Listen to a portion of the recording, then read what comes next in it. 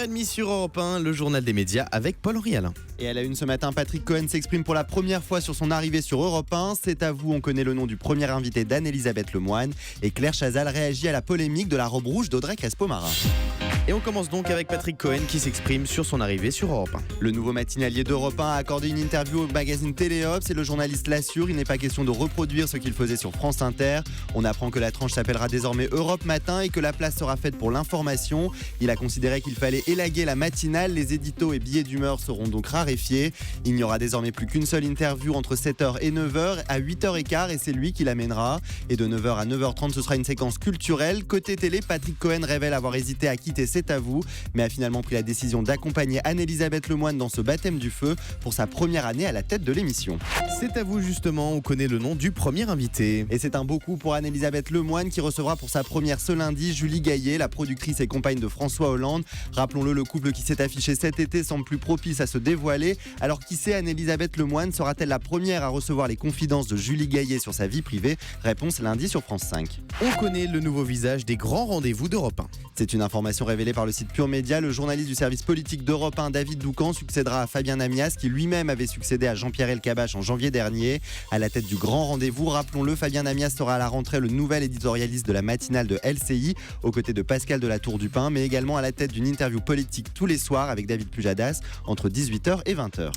Europe 1 toujours avec notre ami Thomas Joubert qui prend un nouveau virage. C'est par un tweet hier que le journaliste a annoncé la nouvelle. Il a rejoint à la rentrée les équipes de Yahoo France pour couvrir l'actualité média. Chaque jour, il livrera son expertise, son analyse et ses interviews sur la page Yahoo People. Thomas Joubert, qui a quitté Europe 1 en juillet dernier, s'est dit ravi de cette nouvelle aventure. On lui souhaite évidemment plein de bonheur. Et plein de succès. On embrasse Thomas Joubert bien évidemment. On a appris hier le décès du réalisateur Alain Berberian. C'est son agent qui a révélé l'information. Alain Berberian est décédé à l'âge de 63 ans. Il avait réalisé de nombreuses séries et films avec les Nuls dans les années 90 et notamment le film culte La Cité de la Peur en 1994. À son actif également les nombreux sketchs et les célèbres parodies d'émissions et de publicités des Nuls. Alain Berberian avait débuté sa carrière comme monteur sur Canal+, et plus récemment il avait réalisé L'Enquête Corse et Le Boulet. Claire Chazal réagit à la polémique de la robe rouge d'Audrey Crespo-Marin. Il y a quelques jours, le journaliste Jean-Michel Apathy surprenait tout le monde avec une remarque sexiste sur la tenue d'Audrey Crespo-Marin. La journaliste portait une robe rouge le jour de l'attentat de Barcelone. Jean-Michel Apathy avait alors affirmé pas sûr que la robe rouge soit très adaptée. On ne se rend pas à un enterrement avec une robe rouge. Dans les colonnes de Télé Loisirs, la journaliste Claire Chazal a réagi en affirmant avoir vécu ce type de remarque. Mais selon elle, il faut faire attention à tout. Rien n'est neutre, tout a de l'importance.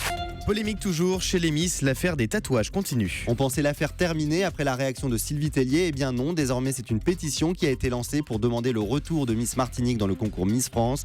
Rappelons-le, la société Miss France avait décidé de son retrait du concours en décembre prochain car son tatouage sur l'omoplate a été jugé trop grand, à la différence de Miss Provence qui elle a un tatouage suffisamment discret sur le poignet pour ne pas être disqualifiée. Le rififi chez les Miss ne semble donc pas prêt de s'arrêter. Et on termine avec le chiffre du jour. 3 millions d'exemplaires vendus du numéro du magazine Elle consacré à Brigitte Macron, un record pour le magazine qui n'avait pas vendu autant depuis 10 ans.